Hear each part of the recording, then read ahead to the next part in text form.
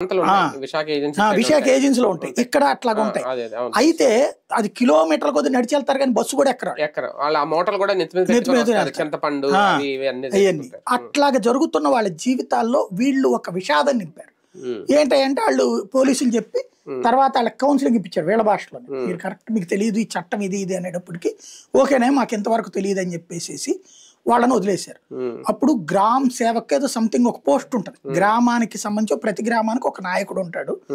వాళ్ళు ప్రజల చేత ఎన్నుకోవడం ఇదేం కాదు, కుల పెద్ద లెక్కనో ఏదో ఉంటారు. వాళ్ళు చెప్పినట్టు ఊరు అంతా నడుచుకుంటారు.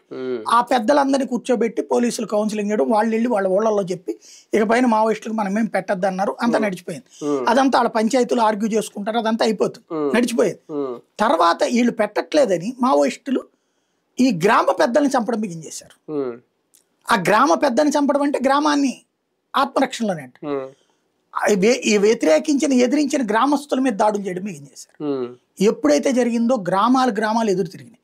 ఎదురు తిరిగిన గ్రామాల మీద వీళ్ళు అంటారు చూడండి, పోలీసులు అరాచకం చేశారు, అట్లా నక్సలైట్లు అరాచకం చేశారు గ్రామీణుల మీద.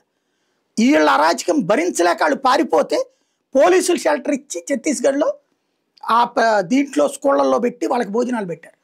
నెలల తరబడి 3 పూట్ల టిఫిన్ భోజనం అన్ని అక్కడే. వాళ్ళు స్కూలు, ఓ పెద్ద స్కూల్ మూసేశారు. మనం వరద శిబిరాలు ఉంటాయి చూడండి, అట్లాగా ఇంత ప్లేస్ లో కాసిన బట్టలు ఎట్టుకోవడం, తిరగటం, తినటం, మళ్ళీ తిరగటం. ఇదే చక్కటి కష్ట జీవులని అలా